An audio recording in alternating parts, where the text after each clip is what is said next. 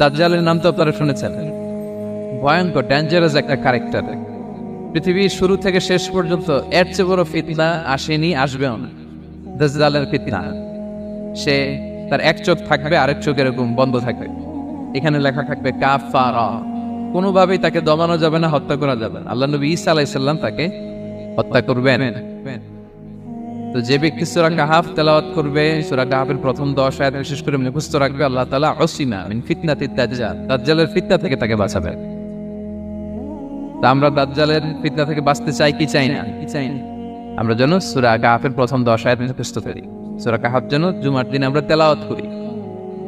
So now the question arises, what is the relationship of Suratul Kahf with Dajjal? দাজ্জালের সাথে সূরা কাহাফের রিলেশনটা কারণ কি? একটা মেকানিজম তো এখানে আছে। এত সূরা থাকতে রাসূল সাল্লাল্লাহু আলাইহি ওয়াসাল্লাম কেন বললেন যে সূরা কাহাফ পড়লে দাজ্জালের ফিতনা থেকে বাঁচবে? কারণ এর কারণ হচ্ছে দাজ্জাল আমাদেরকে যে সমস্ত জিনিস দিয়ে ফিতনায় ফেলবে, ওই ফিতনাগুলোর সলিউশন আল্লাহ তাআলা সূরা কাহাফের ভিতরে রেখে দিয়েছেন। দাজ্জাল 4টা জিনিস দিয়ে আমাদেরকে ফিতনায় ফেলবে। That's a trial of faith. এক নাম্বার, ঈমানের পরীক্ষা সে আমাদেরকে ফেলবে, আমাদের বিশ্বাস নিয়ে ছিনিয়ে নিয়ে ফেলবে সে। এটার সলিউশন আছে সূরা কাহাফ, আমি বলবো আস্তে আস্তে। 2 নম্বরে দাজ্জাল আমাদেরকে ফিতনায় ফেলবে, দ্য ট্রায়াল অফ ওয়েলথ, সম্পদ দিয়ে সে আমাদেরকে ফিতনায় ফেলবে। 3 নম্বর, দ্য ট্রায়াল অফ নলেজ, জ্ঞান দিয়ে সে আমাদেরকে ফিতনায় ফেলবে। 4 নম্বর, দ্য ট্রায়াল অফ পাওয়ার, ক্ষমতা দিয়ে সে আমাদেরকে ফিতনায় ফেলবে। দাজ্জাল 4টা জিনিস দিয়ে আমাদেরকে পরীক্ষায় ফেলবে। কয়টা? 1 হচ্ছে ঈমানি পরীক্ষা, 2 হচ্ছে সম্পদ দিয়ে পরীক্ষা, 3 হচ্ছে জ্ঞান দিয়ে পরীক্ষা, 4 হচ্ছে ক্ষমতা দিয়ে পরীক্ষা। সে ঈমানের পরীক্ষায় আমাদেরকে ফেলবে। সে এসে বলবে আমি তোমার রব, এবং এটা প্রমাণ করার জন্য যা যা দরকার আল্লাহ তাআলা তাকে সব দিবেন, সে সব করতে পারবে।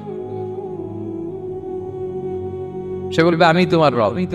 যদি বিশ্বাস না হয়, তোমার বাবাকে যদি জীবিত করে বিশ্বাস করবে, অনেকে বলবে হ্যাঁ আমার আব্বাকে জীবিত করে দেখান, তো তার বাবাকে ঠিকই সে জীবিত করে ফেলবে। আসলে শয়তান তার বাবার সূরা নিয়ে সামনে দাঁড়াবে, আরে তাই তো, এটাই তো আমার বাবা, এটাই তো আমার দাদা। মানুষ ফিতনায় পড়ে যাবে, ঈমানের ফিতনায়। সে ভাববে আসলে এটাই বোধহয় আমার রব, এবং তাকে এত ক্ষমতা দেয়া হবে, তার ডান দিকে থাকবে জান্নাত, বাঁ দিকে জাহান্নাম, তার কাছে আল্লাহ এটা দিবে। যে তার কথা শুনবে তাকে সে জান্নাতে ঢুকাবে, কিন্তু জান্নাতে ঢুকে সে জাহান্নামের শাস্তি ভোগ করবে। এটা তার বাইরের মানুষ বুঝবে না, অ্যাপারেন্টলি এটা জান্নাত। আর যে তাকে মানবে না তাকে সে জাহান্নামে ফেলবে, কিন্তু জাহান্নামে ঢুকলেও সে জান্নাতের নাজ নেওয়ার ভোগ করবে। তাহলে এই যে ঈমানের ফিতনায় সে ফেলে দিবে আমাদেরকে। তো ঈমান কি করে বাঁচাবো, এটা সলিউশন আমি শোনাবো আপনাকে। 2 নম্বরে সে আমাদেরকে সম্পদ দিয়ে ফিতনায় ফেলবে। যার যা লাগবে সে তাই দিতে পারবে, যা লাগবে। সে যদি আকাশকে বলে আকাশ বৃষ্টি দাও, যাকে তারা মানবে ওই এলাকায় বৃষ্টি হবে, সুজলা সুফলা শস্য শ্যামলা হবে সে সমস্ত এলাকা, ফল মূলে ভর্তি হবে, বরকত আর বরকত। আর যে এলাকার লোকেরা, জনপদের লোকেরা তাকে মানবে না, সে বলবে ওখানে বৃষ্টি হবে না, হবে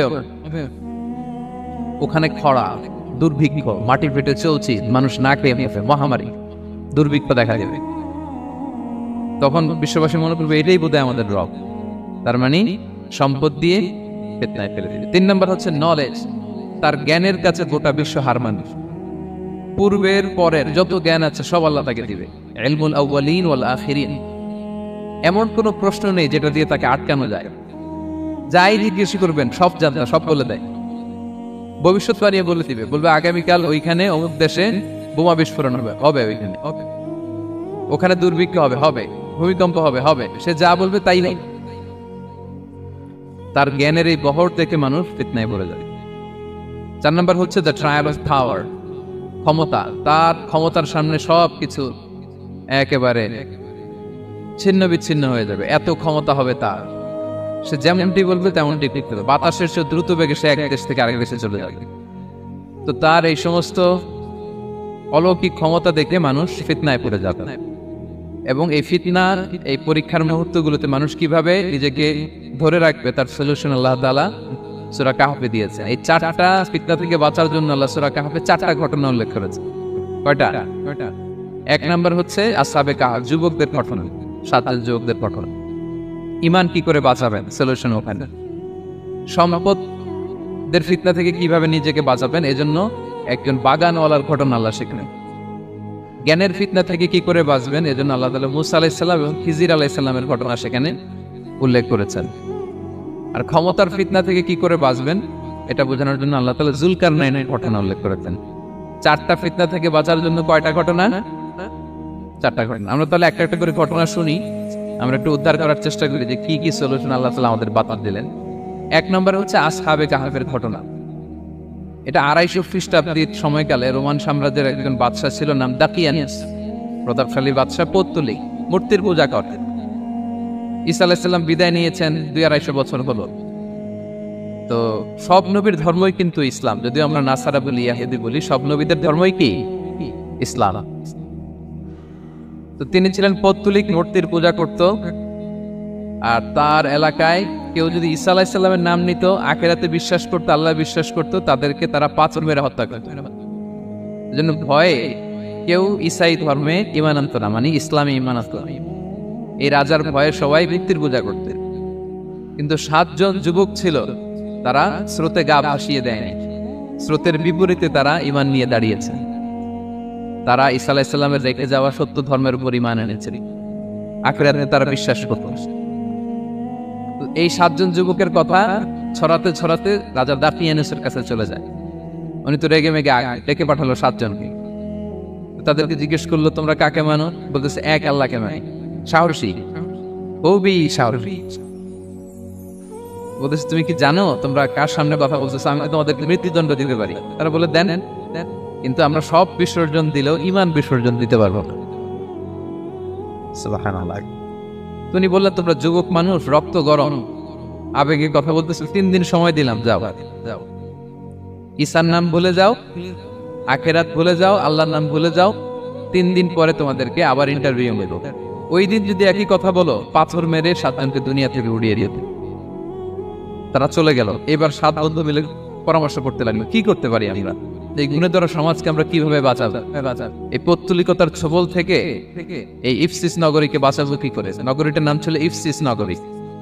বর্তমানে এটা তুরস্কের ইজমির শহরে অবস্থিত। এখনো জায়গাটা প্রত্নতাত্ত্বিকদের ইয়েতে এটা সংরক্ষিত, এখনো টুরিস্টরা যায়।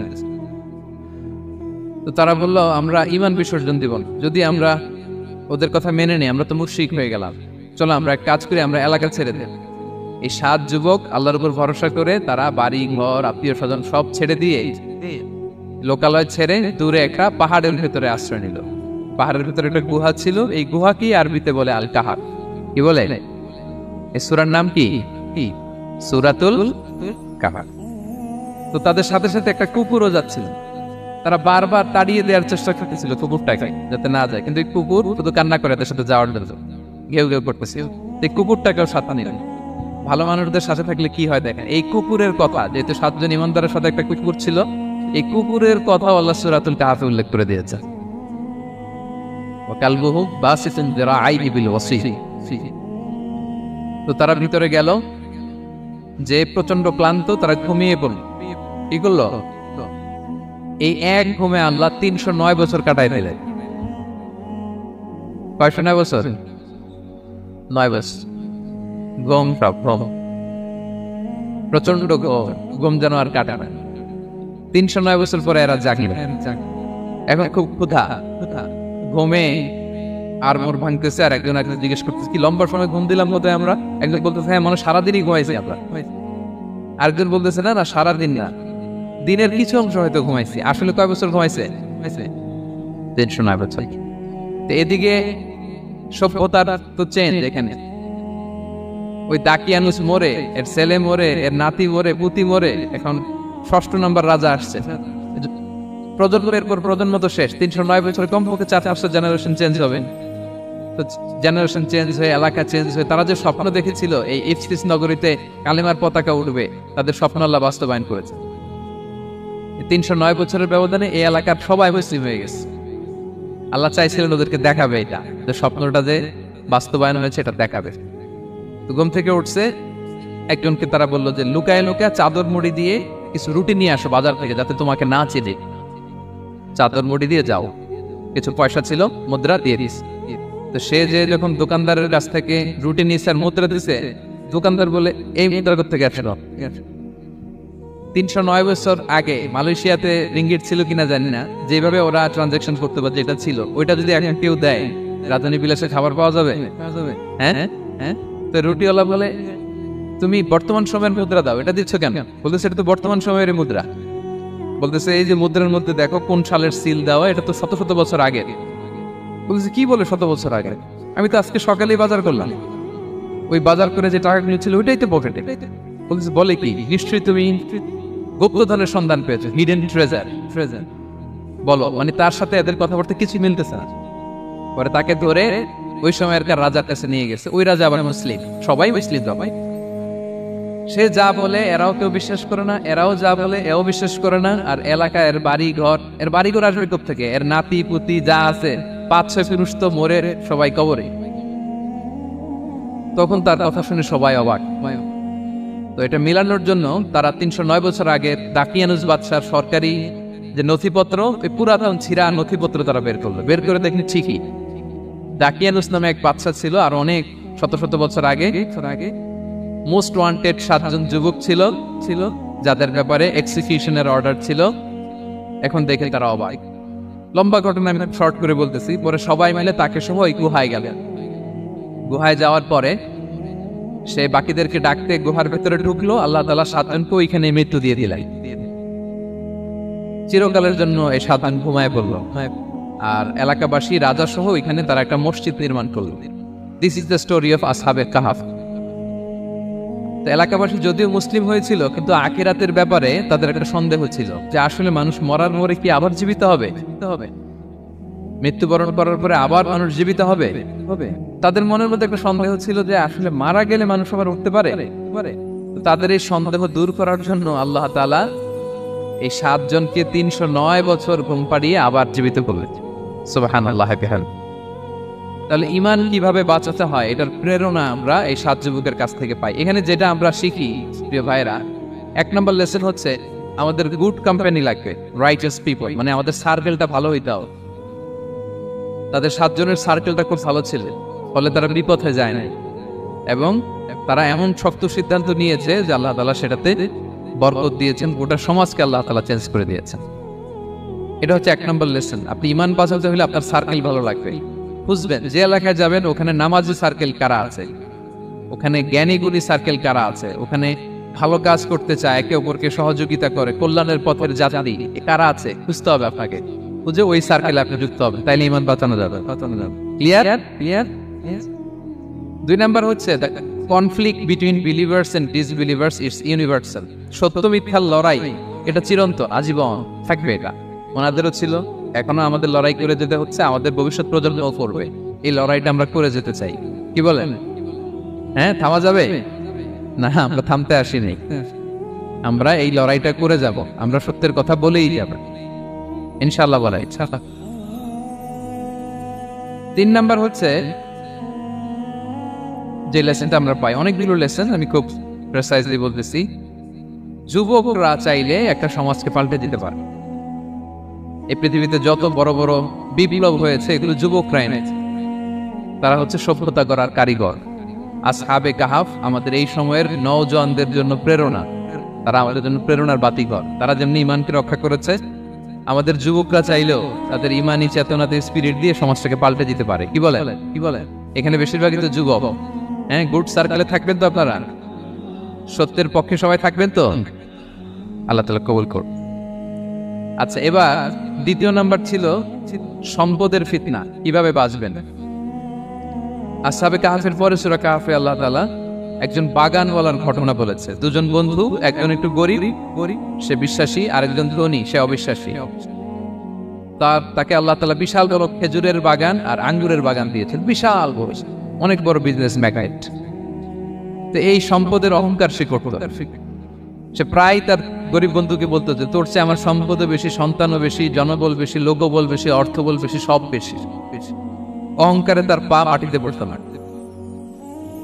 আর সে আখিরাতে অবিশ্বাস করত এবং সে বলতো যে এই সম্পদ আমারে বাঁচাবে, চিরকাল আমাকে স্মরণীয় করে রাখবে, এই সম্পদ কোনোদিন যাবে না। অনেক বড় বড় ধনীরা আছে, তারা এরকম মনে করে যে আমি এত বড় সিআইপি, হ্যাঁ, আমি এত বড় বিজনেস ম্যাগনেট, এই দিন বোধহয় আর চেঞ্জ হতে পারে না। আমার আজীবনই বোধহয় এত পাওয়ার থাকবে, এত সম্পদ থাকবে। এটা ভুল ধারণা। এটা কি ভুল ধারণা? এই যে তুরস্কে দুর্ভিক্ষ হইল না, আপনারা দেখছেন না যে অনেক সম্পদের মালিক বাড়ি ঘর ভেঙে রাস্তার ফকির।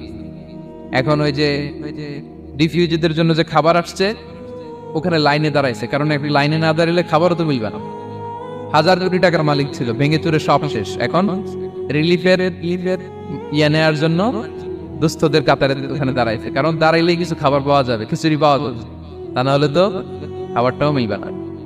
এই যে বঙ্গবাজারে আগুন লাগলো আমাদের বাংলাদেশে, 20টা-25টা দোকান ছিল অনেকের যাদের অন্যান্য বিজনেস আছে তারা হয়তো সার্ভাইভ করতে পারতেছে, কিন্তু এমন অনেক ব্যবসায়ী ছিল সব শেষ, জ্বলে পুড়ে তার টাকা পয়সা পুঁজি স্বপ্ন সব শেষ। তো ধনীকে গরিব বানাতে আল্লাহর 1 সেকেন্ডও লাগে। ওই বিশাল প্রাসাদ থেকে টেনে ভাঙ্গা থালা হাতে দিয়ে রাস্তায় নামাইতে আল্লাহ কয় সেকেন্ড লাগে বলেন তো? 1 সেকেন্ডও লাগে না। সো এই লেসনটা কিন্তু আমাদের নিতে হবে। এবং ওই ব্যক্তির নসিবে তাই উঠেছে, সে যখন অহংকার করতেছিল আল্লাহ তাআলা আকাশ থেকে ফুসবান একটা আগুন পাঠালো।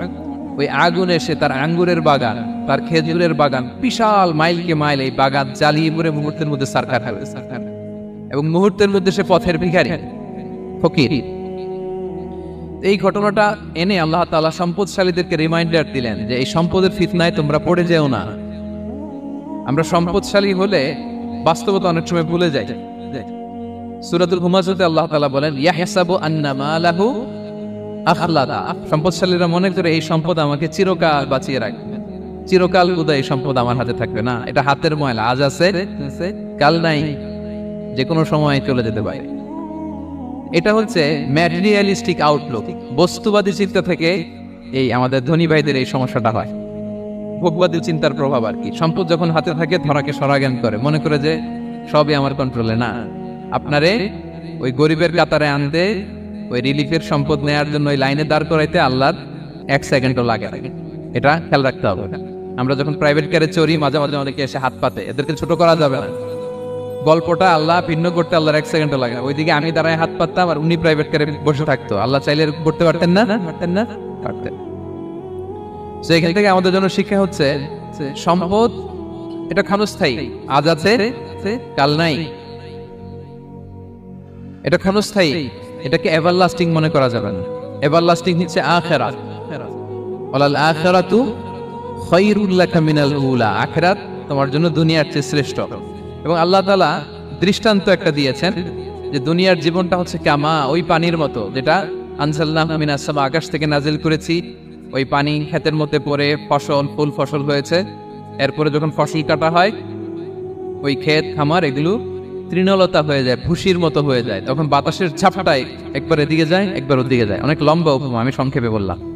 তো শেষ আউটপুটটা হচ্ছে এটা, সম্পদ এটা মুহূর্তেই চলে যেতে পারে। সম্পদ উপার্জন জায়েজ আছে, মুসলিমরা সম্পদ উপার্জন করতে পারবে, কোনো অসুবিধা নাই। আপনি যদি ধনী হন এটা ভালো, ফলে আপনি যাকাত দিতে পারবেন, অসহায় দুস্থদের সহায়তা করতে পারবেন, কন্ট্রিবিউট করতে পারবেন। আপনি সম্পদ হাতের মুঠোয় নেবেন, কন্ট্রোল করবেন, কিন্তু এই দিকে স্থান দিবেন, দ্যাটস ইট, তাহলেই হবে। আমরা সম্পদ কি করতে পারবো? উপার্জন করতে পারবো, কিন্তু হৃদয়ে স্থান দিতে পারবো না। হৃদয়ে স্থান থাকবে আখিরাতের। এই মাইন্ডসেট যদি আপনি গড়ে তোলেন তাহলে সম্পদের ফিতনা আপনি কখনো পড়বেন না। এই পয়েন্টটা কি ক্লিয়ার? সবার ক্লিয়ার। 3 নাম্বার ফিতনা ছিল কিসের ফিতনা দেখি কে বলতে পারেন? প্রথমটা হচ্ছে বিশ্বাস বা ঈমানের ফিতনা, 2 নাম্বার হচ্ছে সম্পদের ফিতনা, 3 নাম্বার জ্ঞানের ফিতনা। জ্ঞানেরও কিন্তু ইলমেরও একটা গরম আছে, যার ইলম আছে তার মধ্যে এই সমস্যাটা কাজ করে। সেটার জন্য আল্লাহ তাআলা মুসা আলাইহিস সালাম, খিজির আলাইহিস সালামের ঘটনা বললেন। আমি খুব সংক্ষেপে বলবো, সময় কম। মুসা আলাইহিস সালাম হচ্ছে বনি ইসরাইলের নবী, আর খিজির আলাইহিস সালাম কেউ বলেছেন নবী, কেউ বলেছেন আল্লাহর ওলি। আসলে আরবিতে ওনার নাম খদির, আমরা বাংলায় বলি খিজির। খদির মানে সবুজ। উনি যে কোনো জায়গায় বসলে ওখানে মরা গাছ লতা পাতা এগুলি সবুজ হয়ে যেত। অনুর্বর এলাকার উপর দিয়ে হেঁটে গেলে ওটা উর্বর হয়ে যেত। তো মুসা আলাইহিস সালাম একবার ওয়াজ করতেছেন এইভাবে বনি ইসরাইলের সামনে, খুতবা দিচ্ছেন। হঠাৎ এক লোক দাঁড়ায় বলে, ইয়া নবী আল্লাহ, মান আ'লামু ফিল আরদ, বর্তমান পৃথিবীতে সবচেয়ে জ্ঞানী কে? মুসা আলাইহিস সালাম বলেন, ফাকালা আনা, আমি। কি বললেন? উনি আসলে ভুল কিছু বলেন নাই, কারণ প্রত্যেক জামানার নবীকেই আল্লাহ তাআলা সবচেয়ে বেশি জ্ঞান দিয়ে পাঠান, কারণ তার কাছে ওহীর জ্ঞান আসে। অদৃশ্যের খবর আসে, ইলমুল গায়ব আসে, কিন্তু এই উত্তরটা আল্লাহ তাআলার পছন্দ হয় না। আল্লাহ তাআলা চাচ্ছিলেন মুসা যদি বলতো আল্লাহ তাআলাই জানে কে জ্ঞানী বা আল্লাহই সবচেয়ে জ্ঞানী, এরকম হলে ভালো হতো। কিন্তু মুসা আলাইহিস সালাম কি বলছে? আমি আমি একজন প্রশ্ন করলো সবচেয়ে বড় জ্ঞানী কে, উনি কি বললেন? আমি। এই যে আমি আমি এটাতে ঝামেলা আছে।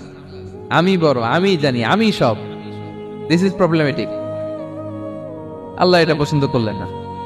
আল্লাহ তাআলা মুসা আলাইহিস সালামকে বললেন, মুসা তুমি যে বলছো তুমি জ্ঞানী, না তুমি জ্ঞানী না, তোমার চেয়ে বড় জ্ঞানী আছে। ঈসা আলাইহিস সালাম বলে তাই নাকি, আমার চেয়ে বড় জ্ঞানী কে?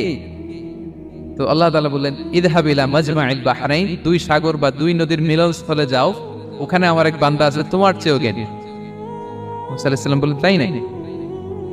তো আল্লাহ আমি কিভাবে চিনি উনি কোথায় থাকে, কিভাবে বুঝবো? আল্লাহ বললেন একটা বড় মাছ নাও, এটাকে ফ্রাই করো, এটাকে ফ্রাই করে একটা ঝুড়ির ভেতরে নাও, যেখানে এই মাছটা সাগরে ঢুকে যাবে ওখানে আমার বান্দাকে পাবে। তো উনি ওনার সহযোগী ইউশা ইবনে নুনকে নিয়ে হাঁটতে লাগলেন। হাঁটতে হাঁটতে এক জায়গায় ক্লান্ত হয়ে পাথরের পাশে বিশ্রাম নিলেন। ওই পাথর থেকে আবার এক ধরনের পানি বের হয়, এই পানিটারে বলে আবে হায়াতের পানি, মাউল হায়াত, জীবন নদীর পানি। এই পানি কোনো মৃত প্রাণী বা বস্তুর গায়ে লাগলে ওটা জীবিত হয়ে যায়। তো ওনারা পাথরে হেলান দিয়ে বিশ্রাম নিচ্ছিলেন, ওই পানি ওই ফ্রাই করা মাছের গায়ে লাগার সাথে সাথে মাছ জীবিত হয়ে ঝুড়ি থেকে বের হয়ে সাগরে ঢুকে গেছে। ওনারা আর খেয়াল করেন। এরপর আবার হাঁটতে লাগলেন। হাঁটতে হাঁটতে যখন ক্লান্ত তখন বলে, এই ইউশা আমাদের ওই মাছ ফ্রাই মাছটা দাও, এখন খাই। ঝুড়ি খুলে দেখে মাছ নাই। মাছ গেল কোথায়? তখন ইউশা বলল, হয়তো আমরা যে পাথরের ওখানে বিশ্রাম নিয়েছিলাম ওখানে আমরা ওখানে হারাই ফেলছি, চলো চলো, আরে ওইদিকে তো যাইতে হবে আমাদের। উনি গেলেন, যে দেখে মাছ যে জীবিত হয়ে বালুর দিকে নড়াচড়া করতে করতে সাগরে ঢুকে গেছে, ওখানে দাগ আছে। মুসা আলাইহিস সালাম ঢুকলেন সুড়ঙ্গ, ঢুকে দেখে চাদর গায়ে দিয়ে এক লোক শুয়ে আছে। সালাম দিলেন, আসসালামু আলাইকুম। ওই লোক চাদর আর সরায় না, ভিতর থেকে বলতেছে ওয়ালাইকুম আসসালাম। তো চাদরের ভিতর থেকে উনি বলে, মানান তুমি কে? মুসা আলাইহিস সালাম বললেন, আনা মুসা, আমি মুসা। উনি বলেন, মুসা বনি ইসরাইল, বনি ইসরাইলের মুসা? বললেন হ্যাঁ। কেন এসেছো? এবার চাদর খুললেন, বলতেছে আপনার কাছ থেকে কিছু শিখতে আসছি। আল্লাহ বলছে আপনি নাকি সবচেয়ে বড় জ্ঞানী। আমি ভুল করে বলে ফেলছিলাম আমি, আল্লাহ বলছেন যে আপনি নাকি জ্ঞানী। বলতেছে না, তুমি আমার জ্ঞান নিতে পারবা না, ওই ধৈর্য শক্তি তোমার নাই। মুসা আলাইহিস সালাম বললেন যে আপনি যে কোনো শর্তে আমাকে একটু রাখেন কয়েকদিন, আপনার সাথে আমি রাজি। বললেন না তুমি পারবা না। মুসা আলাইহিস সালাম জোর করতে লাগলেন। অবশেষে খিদির আলাইহিস সালাম রাজি হলেন। বললেন শর্ত হচ্ছে আমি যাই করি আর না করি আমাকে কোনো প্রশ্ন করা যাবে না। মুসা আলাইহিস সালাম বললেন ওকে। সফর শুরু হলো। সামনে নদী, এক লোক তাদের নৌকা দিয়ে নদী পার করাই দিল। নদী পারাপারের পর খিজির আলাইহিস সালাম লাঠি দিয়ে নৌকার তলাটা ছিদ্র করে দিলেন। মুসা আলাইহিস সালাম বললেন, ইন্নালেন, এটা আপনি কি করলেন? ওরা আমাদেরকে নদী পার করে দিল, আর যে ভাড়াটা আসছিল এটাও নিল না, আমাদেরকে সম্মান দেখলো, আপনি নৌকা ছিদ্র করে দিলেন। খিজির আলাইহিস সালাম বলছে, এই যে আমি বলছিলাম না তুমি ধৈর্য ধারণ করতে পারবে না, যাও তোমার রাস্তায় তুমি আমার রাস্তায়। মুসা আলাইহিস সালাম আবার ক্ষমা চাচ্ছেন যে আপনি আমার ক্ষমা করেন, আমি তো ভুলে গেছি। আর প্রশ্ন চলতে লাগলেন। হঠাৎ বাচ্চারা খেলতেছে, এক বাচ্চাকে ধরে হত্যা করলেন খিজির আলাইহিস সালাম। এবার তো মুসা আলাইহিস সালাম রেগে গেছে, আপনি করলেনটা কি? নিষ্পাপ ফুলের মতো শিশুকে হত্যা করলেন। খিজির আলাইহিস সালাম বলে, এই যে আমি জানতাম যে তুমি ধৈর্য ধারণ করতে পারবে, তোমার রাস্তা এক, আমার রাস্তা এক, যাও। এবার মুসা আলাইহিস সালাম করজোর করতেছে যে this is the last chance, একটা ফাইনাল চান্স দেন, একটা সুযোগ দেন, আর আমি প্রশ্ন করবো, এটাই লাস্ট। বলেন ওকে ঠিক আছে। হাঁটতে হাঁটতে এক ইহুদি বসতির সামনে যে হাজির, দুজনই খুব ক্ষুধার্ত, খাবার চাইলো, এরা আবার কৃপণ, খাবার দিল না। তো খিজির আলাইহিস সালাম বললেন ঠিক আছে, খাবার যদি দিচ্ছেন আমরা চলে যাই। যাওয়ার পথে দেখতেছে এই এলাকার একটা দেয়াল ভেঙে পড়ে যাবে। উনি বললেন মুসা চলো এটা ঠিক করে দেই। দুইজন মিলে প্রচন্ড ক্ষুধায় এটা সেটা এনে দেয়ালটা তৈরি করতেছে। মুসা আলাইহিস সালাম তো এমনি রাগী, পেটে আবার ক্ষুধা, আবার বলছে কিছু বলাও যাবে না। তিনি এবার আর প্রশ্ন করেন, বলতেছে ওরা এত কিপটামি করলো আর আপনি এটা করে দিলেন, আপনি তো চাইলে এটা টাকা নিতে পারতেন, পারিশ্রমিক নিতে পারতেন চাইলে। এই কথা বলার পর খিজির আলাইহিস সালাম বললেন, হাদা ফিরাকু বাইনি ওয়া বাইনি, এখানেই তোমার আর আমার সেপারেশন, আর সামনে আগানো যাবে, তোমার কোনো ধৈর্যই নাই।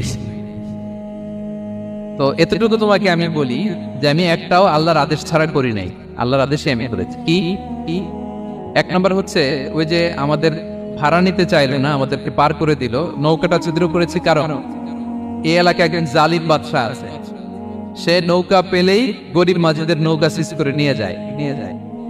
তো এটাকে যখন তলায় ছিদ্র করে দিছি, এই রাজার লোকেরা এসে দেখবে যে এটা তলা ছিদ্র, তো পানি ঢুকতেছে, এটা নেবে না। ওরা পরে সামহাও এটা রিপেয়ার করে চালাইতে পারবে। মুসা আলাইহিস সালাম বলে সুবহানাল্লাহ, তাই তো, এটা তো আমি বুঝতে পারি নাই। আর ওই ছোট শিশুটাকে হত্যা করছি, ও অনেক বড় জালিম হবে এলাকা, তার ফিতনায় এলাকাবাসী তটস্থ থাকবে, সে তার মা বাবাকেও জাহান্নামে নেবে। এজন্য আল্লাহ তাআলা আদেশ দিয়েছেন আমাকে, আল্লাহর আদেশে আমি তাকে হত্যা করেছি। মুসা আলাইহিস সালাম বললেন তাই তো, এটা তো অনেক ভালো কাজ করছেন, তাই না? বলতেছে তাহলে ওইটা বলেন, খাবারও দিল না, এত কৃপণ, এদের দেয়াল কেন ঠিক করতে গেলেন আপনি?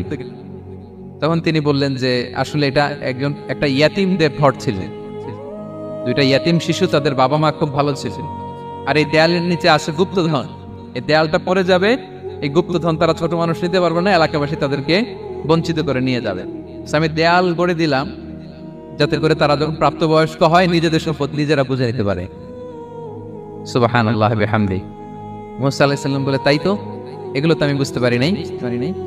তো এই ছিল খুব সংক্ষিপ্ত পরিসরে মুসা আলাইহিস সালাম খিজির আলাইহিস সালামের ঘটনা। তো রাসূল সাল্লাল্লাহু আলাইহি ওয়াসাল্লাম বুখারীতে একটা চমৎকার কথা বলেছেন, তিনি বলেছিলেন ওয়াদিদনা আন্না মুসা সাবার হাত্তা ইউকাসসা আলাইনা মিন আমরিহি। রাসূল সাল্লাল্লাহু আলাইহি ওয়াসাল্লাম বলেছিলেন ইস, আমার ভাই মুসা যদি আরেকটু ধৈর্য ধরতো তাহলে আরো কিছু অজানা তথ্য আমরা জানতে পারতাম। এখান থেকে, এই ঘটনা থেকে আমরা কি শিখলাম? প্রথম যেটা আমরা শিখলাম, জ্ঞান নিয়ে বড়াই করতে নেই, ঠিক কিনা? জানার কোনো শেষ নেই, জাননেওয়ালার উপরও জাননেওয়ালা আছে, জ্ঞানীর উপরও জ্ঞানী আছে। আপনি কিছু জেনেই মনে করবেন না আমি সব জানি। আপনার চাইতেও বেশি জ্ঞানী অনেকে আছে। অনেক সময় বক্তার চাইতেও শ্রোতারা অনেক জ্ঞানী। হয়তো এখানে এমন অনেক জ্ঞানী লোক আছে যার ধারে কাছেও আমরা কেউ নেই, হতে পারে। সো আমি সব জানি, এটা ভুল, এটা শয়তান বলে। এটা কে বলে? শয়তান বলে।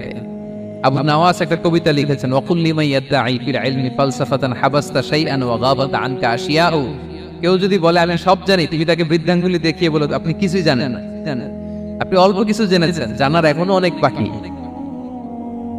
তাহলে মুসা আলাইহিস সালামের এই ঘটনা জিজ্ঞেস করা হলো কে জ্ঞানী, উনি বললেন আমি জ্ঞানী। এরকম কি আমরা কখনো বলবো না? সবচাইতে বড় জ্ঞানী কে?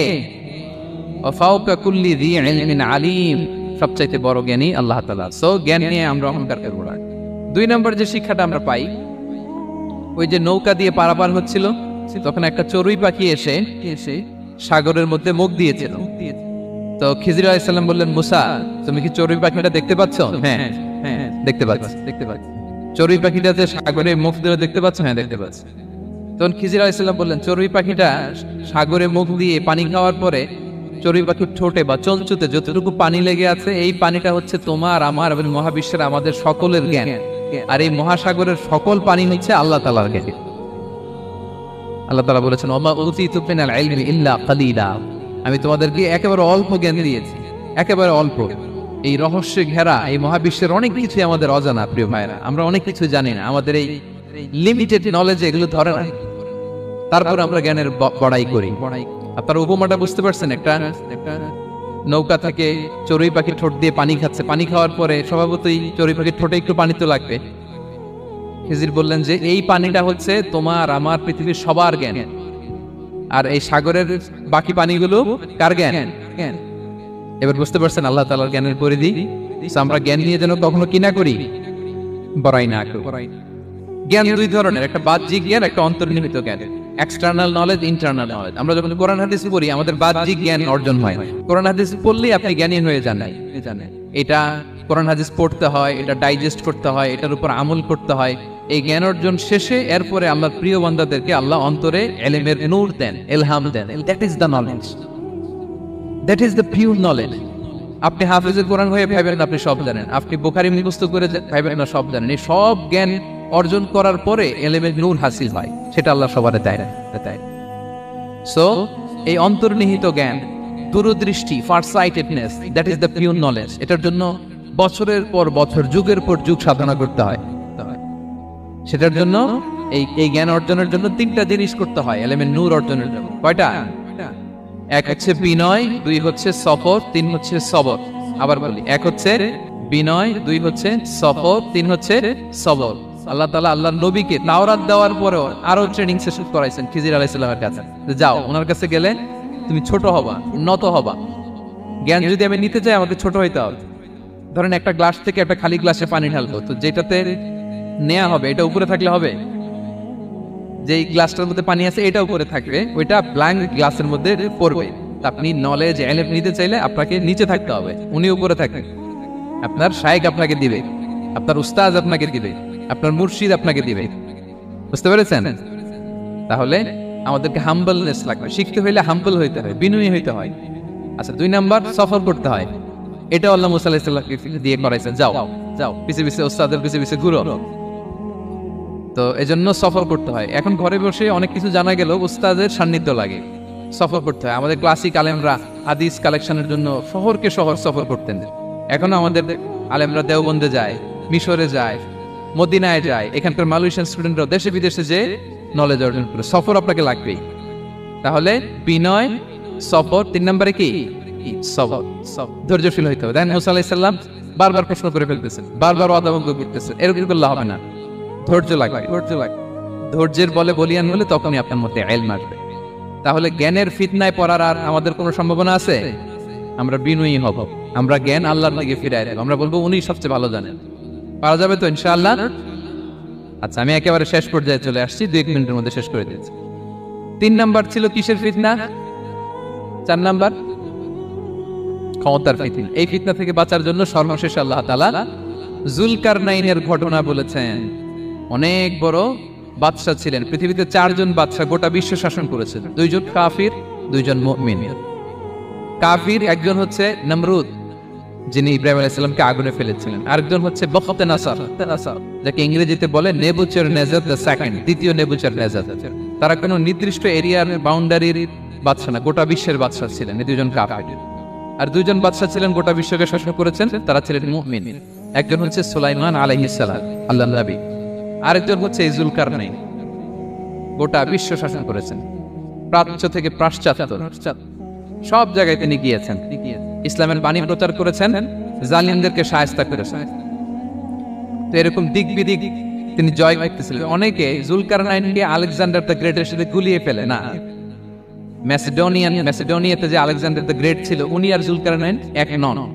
যুলকারনাইন হচ্ছে আল্লাহ তাআলার প্রিয় একজন বান্দা, অনেক বড় সাহসী বীর পুরুষ ছিলেন, গোটা বিশ্বে ইসলাম প্রচার করেছেন। করতে করতে করতে করতে অনেক বড় ঘটনা। আমি সব শেষের ঘটনাটা বলি। উনি জর্জিয়া, বর্তমান যে জর্জিয়ার তিবলিসি এরিয়া, এখানে এসে একটা এলাকার সন্ধান পেলেন, যারা আমাকে এসে বলল যে এখানে একটা জঙ্গলি গ্রুপ আছে যাদের নাম ইয়াজুজ মাজুজ, তারা এসে আমাদের উপর হামলা করে। হে যুলকারনাইন, আমরা আপনাকে ট্যাক্স কালেক্ট করে দিচ্ছি, আপনি তাদের মাঝে আর আমাদের মাঝে একটা প্রাচীর তৈরি করে দেন। আপনারা ইয়াজুজ মাজুজের নাম শুনেছেন না? ইংরেজিতে বলে গগ ম্যাগগ। নূহ আলাইহিস সালামের 4 সন্তান ছিল, হাম, সাম, ইয়াফাস, কানাআন। এই ইয়াফাসের বংশধর হচ্ছে ইয়াজুজ মাজুজ, জঙ্গলি। হাজার হাজার শুধু বংশ বিস্তার করে। তারা এসে লোকালয়ে মানুষের উপর আক্রমণ করে, তাদের গবাদি পশু এগুলো ছিনিয়ে নেয়, ফলন খেয়ে ফেলে। তো যুলকারনাইন বাদশার কাছে যখন বিচার দেওয়া হলো, উনি বললেন ঠিক আছে, তোমাদের ট্যাক্স দেয়া লাগবে না, তোমরা শারীরিক পরিশ্রম করে আমাকে সাহায্য করো। তো উনি বর্তমানে হচ্ছে এক পাশে কৃষ্ণ সাগর, ব্ল্যাক সি, আরেকদিকে কাস্পিয়ান হ্রদ বা কাস্পিয়ান সাগর, এর মাঝখানে 1200 কিলোমিটার লম্বা মাউন্টেন রেঞ্জ, পাহাড়ি এরিয়া। আপনারা গুগলে দেখবেন। এইখানে 2 পাহাড়ের মাঝখানে ফাঁকা জায়গায় তিনি বড় বড় লোহার পাত প্রচিত করলেন, গেড়ে দিলেন। এরপরে তামা, সীসা, গালিয়ে বিশাল একটা ওয়াল তৈরি করলেন। এটা যুলকারনাইন উনার বানানো ওয়াল বা ড্যাম, প্রাচীর। এখন আর ইয়াজুজ মাজুজ আসতে পারে না, ওরা আর আসতে পারে না। ওরা প্রতিদিন এটা ভাঙার চেষ্টা করে, কিন্তু ভাঙতে ভাঙতে আরেকটু ভাঙলেই ভেঙে যাবে। ওরা বলে আগামীকাল ভেঙে ফেলবে, ইনশাল্লাহ বলতে ভুলে যায়। এজন্য এরপরের দিন এসে দেখে আবার এটা আগের মতো হয়ে আছে। কিয়ামতের আগ দিয়ে ওদের মধ্যে এই ইনশাআল্লাহর প্রেরণা আসবে। তাদের একজন বলে উঠবে, আগামীকাল ইনশাআল্লাহ আমরা এটা ভেঙে খান খান করে দেব, ঠিকই ভেঙে ফেলবে। তখন তারা ভেঙে চুরে কোটি কোটি ইয়াজুজ মাজুজের দল এসে হামলে পড়বে। সামনে পড়বে তাবারিয়া সাগর। এক দল এসে তাবারিয়া সাগর এমন ভাবে খাবে, এই দল যাওয়ার পরে আরেক দল এসে এখানে যে সাগরে যে পানি ছিল এটা কল্পনাই করতে পারবে না। তারা পৃথিবীতে ফিতনা ফাসাদ করবে। ঈসা আলাইহিস সালাম তখন আসবেন, দোয়া করবে আল্লাহ তাআলার কাছে, মুমিনরা একটা মহামারী দিবে আল্লাহ তাআলা ইয়াজুজ মাজুজের মধ্যে, ওরা মরে যাবে সব। এরপর বিশাল এক পাখি এসে তাদেরকে আল্লাহর মর্জি মাফিক এমন এক জায়গায় ফেলে আসবে, কেউ জানবে না। তো তো তারা যে পচে গলে মাটির সাথে মিশেছিল, এই গলিত লাশ থেকে মাটি ঠিক উর্বর হয়ে যাবে। এরপর আল্লাহ তাআলা পৃথিবীর কিন্তু বারাকা দিবেন, কিছু রোপণ করলে তাড়াতাড়ি ফুলে ফেপে বড় বড় ফলমল হচ্ছে। তো এটা কিয়ামতের আলামতের অন্য কোনো আলোচনায় হয়তো আমরা বলি। তো যুলকারনাইন তিনি বিশাল এখানে প্রাচীর তৈরি করে দিয়েছিলেন, এবং প্রাচীর তৈরি করে দিয়ে তাদেরকে বলেছিলেন যে যতদিন আল্লাহ তাআলা চাইবেন এটা থাকবে, এবং যেদিন আল্লাহ তাআলার আদেশ আসবে এটা ভেঙে খান খান হয়ে যাবে। তার মানে দেখেন, এত পাওয়ারফুল, এত শক্তিশালী, এত ক্ষমতাধর হওয়ার পরেও তিনি তার ক্ষমতাকে কার দিকে ফিরিয়ে দিয়েছেন, যে আল্লাহ যতদিন চাইবে এই প্রাচীর টিকে থাকবে, যেদিনে আল্লাহ তাআলার আদেশ আসবে এই প্রাচীর ভেঙে খান খান হয়ে যাবে। সো আমরা ক্ষমতার দেখা পেলে, চেয়ার একটা পেলে আমরা যেন জালিম হয়ে না উঠি, এটা হচ্ছে এখান থেকে শিক্ষা। আমরা যেন জুলুম না করি। উনি সম্পদের মালিক ছিলেন, ক্ষমতার মালিক ছিলেন, কিন্তু উনি যে আল্লাহর বান্দা এটা ভুলে যান নাই। আমরা যখন ক্ষমতাশীল হই, আমরা যখন প্রধানমন্ত্রী হই, আমরা যখন প্রেসিডেন্ট হই, আমরা যখন পাওয়ারফুল হই, আমাদের সবচেয়ে বড় পরিচয় যে আমরা আব্দুল্লাহ, আল্লাহর গোলাম, এটা আমরা ভুলে যাই। আমাদের আসল পরিচয় কি? আমরা আল্লাহর গোলাম। রাসূল সাল্লাল্লাহু আলাইহি ওয়াসাল্লাম একবার এক বৈঠকে 8 জন সাহাবীকে 8টা কমপ্লিমেন্ট দিয়েছেন, 8টা অ্যাপ্রিসিয়েশন দিয়েছেন। তিনি বলেছেন, আরহামু উম্মতি বি উম্মতি আবু বকর। দেখেন, 8 জন সাহাবীর 8টা গুণের বর্ণনা দিচ্ছেন। তিনি বললেন, আমার উম্মতের মধ্যে সবচাইতে রহম দিলের সাহাবী হচ্ছে কে? সবাই বলুন তো কে? আবু বকর রাদিয়াল্লাহু তাআলা। এত রহম দিলের ছিলেন, উনি যখন আল্লাহ রাসূল সাল্লাল্লাহু আলাইহি ওয়াসাল্লামের ইন্তেকালের পরে মসজিদে নববীতে যখন নামাজে দাঁড়াতেন, কান্নার চোটে উনি কেরাতই পড়তে পারতেন না। কমপ্লেন করতো সাহাবারা যে আমরা তো কেরাত বুঝি না, একটু স্পষ্ট করে পড়েন, কান্না একটু থামান। কেন কাঁদতেন? কারণ উনি যখন নামাজে দাঁড়াতেন ওনার ফিলিংসটা হতো এরকম যে কাইফা আকুমু মাকামা রাসূলিল্লাহ, আমি রাসূলের জায়গায় কিভাবে দাঁড়াই? এখানে তো আমার রাসূল দাঁড়িয়ে ইমামতি করেছেন, আমি নবীর জায়গায় দাঁড়িয়ে কিভাবে নামাজটা পড়াই? এই অনুভব থেকে উনি যে কাঁদতে শুরু করতেন, এই কান্নার ধাক্কায় উনি আর তেলাওয়াতই আগাতে পারতেন না। আরহামু উম্মতি বি উম্মতি আবু বকর।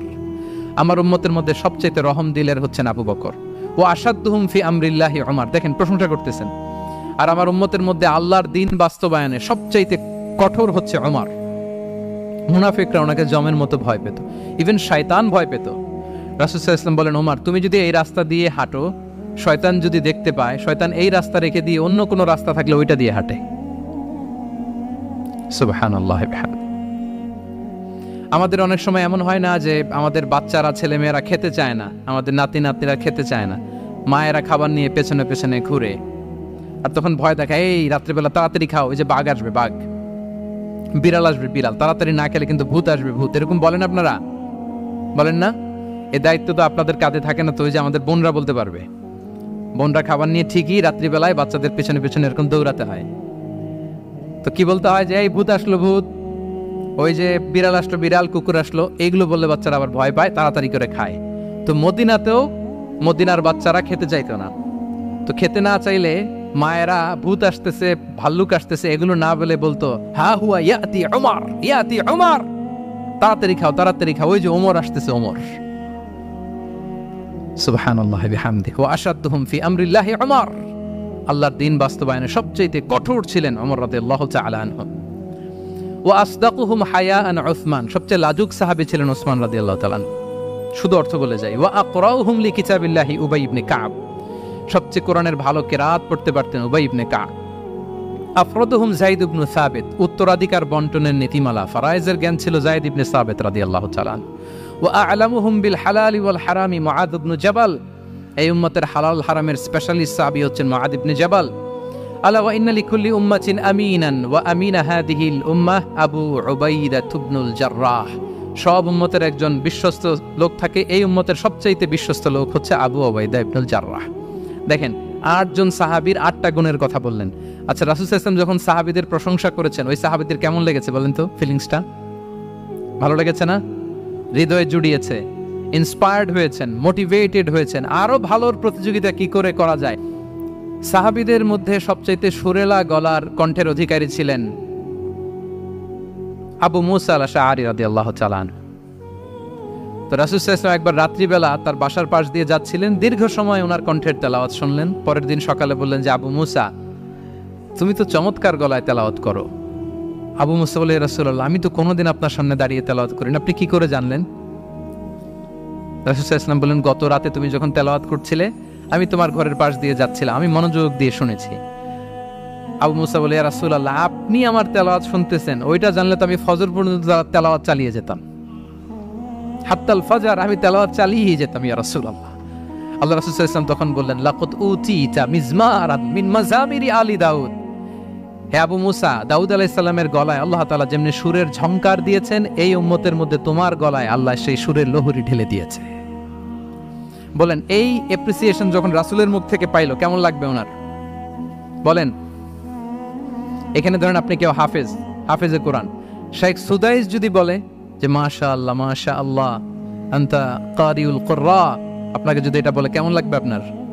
হ্যাঁ, সারা দুনিয়া তো এটা বলে বেড়াবেন যে শেখ সুদাইস আমার রেসিটেশনের প্রশংসা করেছে, খাবার ইমাম আমার প্রশংসা অ্যাপ্রিসিয়েট করেছে। আর স্বয়ং রাসূলুল্লাহ সাল্লাল্লাহু আলাইহি ওয়াসাল্লাম যখন বলে তোমার গলায় আল্লাহ সুরের ঝংকার ঢেলে দিয়েছে, তখন ওনার কেমন লেগেছে? এজন্য আপনার ছেলে মেয়ে স্ত্রী বন্ধু আপনার সার্কেলের কেউ কোনো ভালো কাজ করলে কৃপণতা করবেন না, অ্যাপ্রিসিয়েট করুন। রাসূল সাল্লাল্লাহু আলাইহি ওয়াসাল্লাম অ্যাপ্রিসিয়েশন আমাদেরকে শিখিয়েছেন। ইভেন মুখাইরেক নামে এক ইহুদি ছিল, মদিনার সব ইহুদিরা বিট্রে করেছে, কিন্তু এই মুখাইরেক নামে এক ইহুদি উহুদের যুদ্ধে মুসলিমদের পক্ষে লড়াই করে নিহত হয়েছে।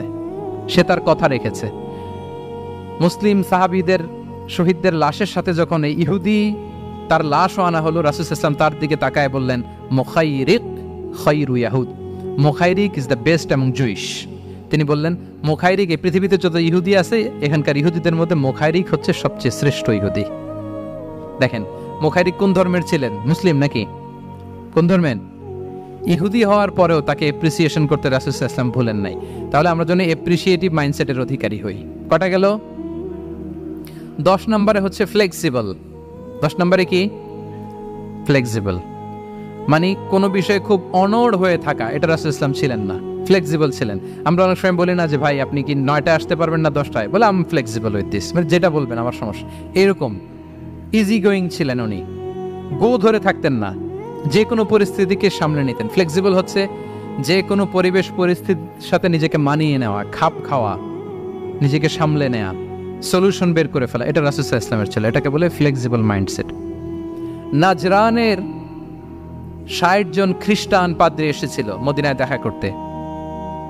কোন ধর্মের? খ্রিস্টান। সবাই আওয়াজ করে বলুন, কোন ধর্মের? খ্রিস্টান। এখন এত মানুষকে সম্মানিত মেহমান কোনি কোথায় বসতে দিবেন? পরামর্শ করলেন কোথায় বসতে দেওয়া যায়। এক সাহাবী বলে, আমার কাছে কিছু খেজুর পাতা আছে, ওটা বিছায়া একটা জায়গা করে ওখানে বসি। রাসূল সাল্লাল্লাহু আলাইহি ওয়াসাল্লাম বললেন, না, দামি মেহমান, এটা হয়। আরেকজন বলে, বিকেল বেলায় তো সূর্য পড়ে যাবে, পাহাড়ের ছায়ায় উহুদ পাহাড়ের ওই পাশে যেয়ে বসি। রাসূল সাল্লাল্লাহু আলাইহি ওয়াসাল্লাম বললেন, না, এটাও তো হয় না। বলতে বলতে ওই 60 জন পাদ্রী চলেই আসছেন এই মানে বিদেশি মেহমান, ফরেন ডেলিগেশন। কি করবেন? রাসূল সাল্লাল্লাহু আলাইহি ওয়াসাল্লাম 60 জনকে মসজিদের নববীর ভেতরে নিয়ে বসালেন। সুবহানাল্লাহ পড়তে পারলেন না? মসজিদে নববীর ভেতরে বসালেন। এবং সিরাতে ইবনে ইসহাকে এসেছে যে তখন ওদের আবার ইবাদতের সময় হয়েছে, রাসূল সাল্লাল্লাহু আলাইহি ওয়াসাল্লাম তাদেরকে ইবাদতেরও সুযোগ দিয়েছেন। তাদের কিবলা পূর্ব দিকে, তারা পূর্ব দিকে হয়ে 60 জন ওখানে ইবাদত করেছে, তাদের ধর্ম রীতি অনুযায়ী সালাত আদায় করছে। দেখেন কতটা ফ্লেক্সিবল ছিলেন রাসূল সাল্লাল্লাহু আলাইহি ওয়াসাল্লাম। ফজরের সালাতের পরে ঘরে ঢুকেই আম্মা জান আয়েশাকে জিজ্ঞেস করতেন, কোনো খাবার আছে? আম্মা জান আয়েশা যদি বলতেন আছে, তিনি সেটা খেতেন। কোনোদিন যদি বলতেন না ইয়া রাসূলুল্লাহ, ঘরে তো খাবার নাই, তখন রাসূল সাল্লাল্লাহু আলাইহি ওয়াসাল্লাম বলতেন, ফা ইন্নী সাইম, অসুবিধা নাই, খাবার যেহেতু নাই আমি রোজা রেখে দিলাম। কত ইজি গোয়িং। আচ্ছা, আমরা হলে কি করতাম বলেন তো? ফজরের পরে ঘরে গেছেন আপনি, বড় সাহেব না, এবার যাওয়ার পরে জিজ্ঞেস করছেন কি আছে, খাবার দাও। যদি বলে ঘরে কিছু নাই, কি বলবেন? দেখি কয়েকটা উত্তর আসুক। ফজরে মসজিদে অনেক কিছু করে টরে ক্ষুধা পেটে ঘরে গেলেন, যে বললেন যে টেবিলে বসে বললেন যে খাবার দাও, এখন বলে যে কিছু নাই ঘরে, কি উত্তর আসবে? এখান থেকে একটা উত্তর আসুক, বলেন কি বলবেন? হ্যাঁ, খবর আছে? এই তো, এদিকে বলেন, আপনি কি বলবেন? আপনারা আলহামদুলিল্লাহ বলে না, কিন্তু বাসায় বলে না। পিছনে ভাবিরা আছে, এখন কিন্তু রিপোর্ট নেওয়া যাবে সহজে। তো যদি আমরা আলহামদুলিল্লাহ বলি, that is called easy going and flexible mindset. এটাই হওয়া উচিত। খাবার থাকলে খেতেন, না থাকলে বলতেন okay I am fasting, it's not a big deal, ফা ইন্নী সাইম। যেহেতু নাই কেয়ার করবো, আমি রোজা রেখে দিলাম, এরকম ইজি গোয়িং ছিলেন। দেখেন, his life was so simple but so special. হ্যাঁ, মুহাম্মদ সাল্লাল্লাহু আলাইহি ওয়াসাল্লাম তাহলে ফ্লেক্সিবল ছিলেন। কয়টা গেল? আর কয়টা বাকি? আচ্ছা, 5 মিনিটে শেষ করে দেই। 11 নাম্বার হচ্ছে অপটিমিস্টিক মাইন্ডসেটের অধিকারী ছিলেন। অপটিমিস্টিক, প্যাসিমিস্টিক ছিলেন না, মানে ইতিবাচক চিন্তা করতেন সবসময়। সবসময় কি চিন্তা করতেন? আপনি আজকের এই হলরুমের কিছু ভুল ধরতে পারবেন না?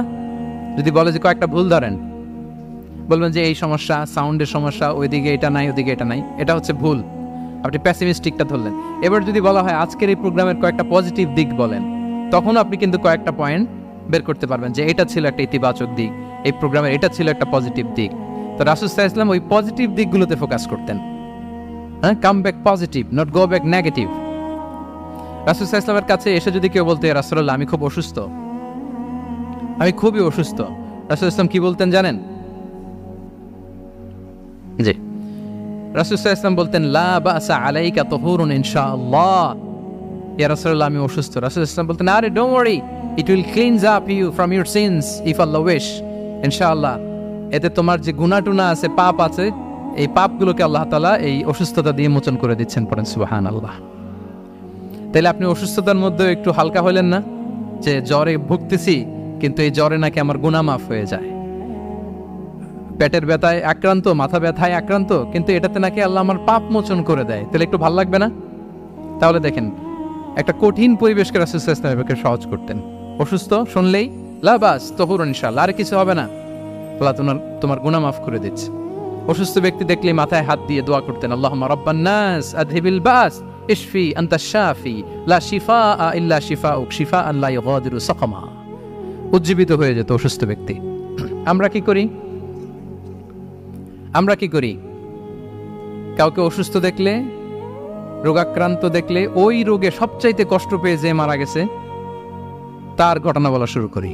হায় রে ভাই, আপনার ক্যান্সার, আমার এক খালা ছিল ক্যান্সারের 4th স্টেজে চলে গেছিল, 14টা কেমো দেয়া লাগছে, এই যে ফিরিস্তি একেবারে ওনার দাফন কাফন পর্যন্ত।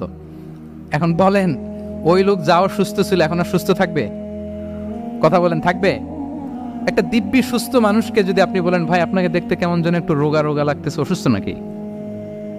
এরপরে প্ল্যান করে ধরেন আপনি বললেন, উনি আবার ওদিকে যাওয়ার পরে আরেকজনকে প্ল্যান করে বলতে বললেন, বললো ভাই ব্যাপার কি, চেহারাটা কেমন শুকনা শুকনা।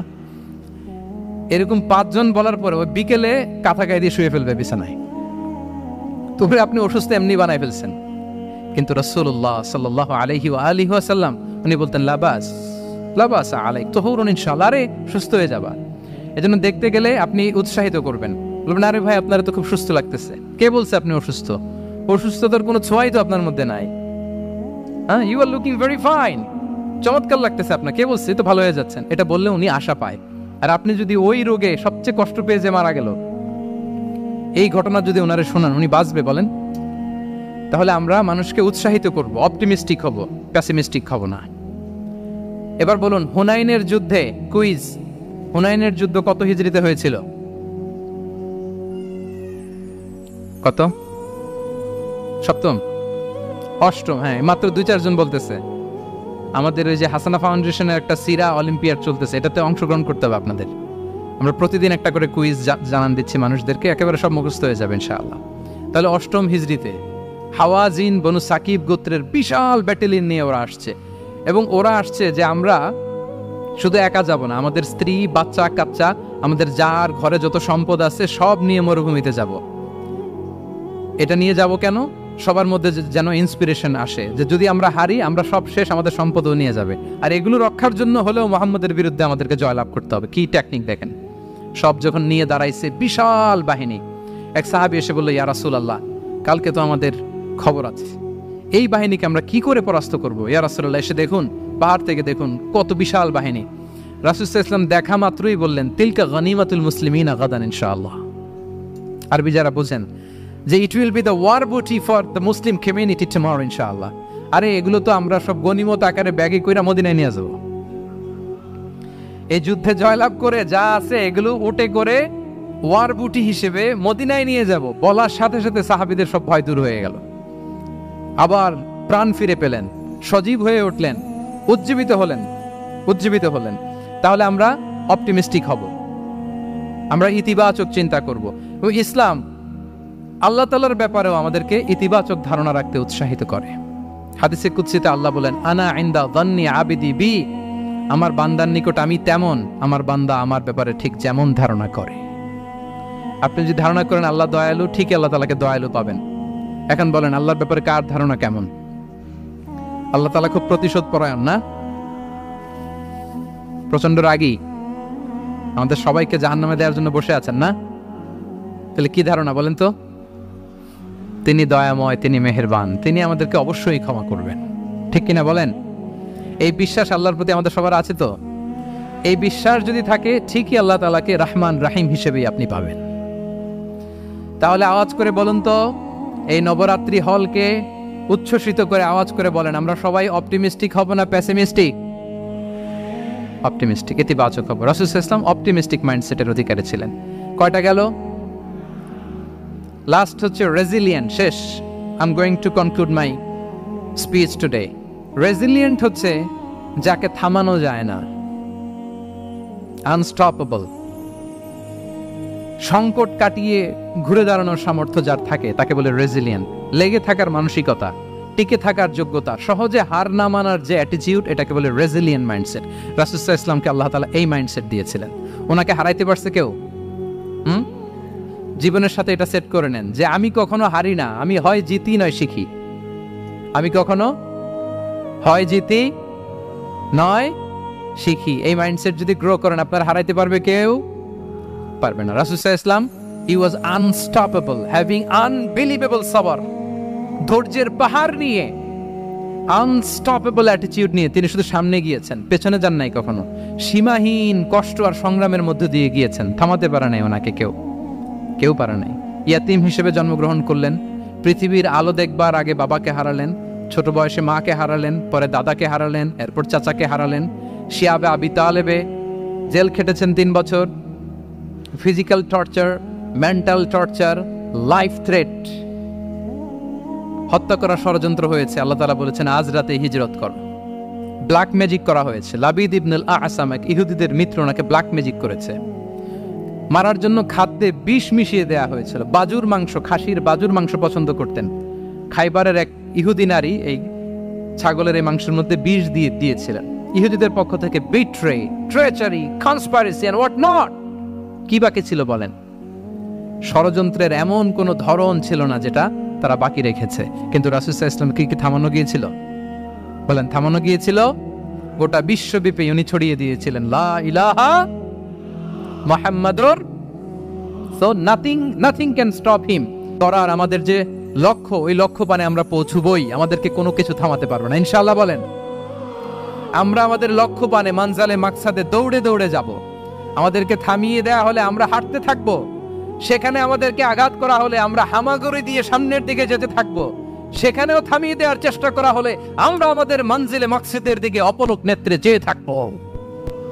আমাদেরকে কেউ থামাতে পারবে? রেজিলিয়েন্ট।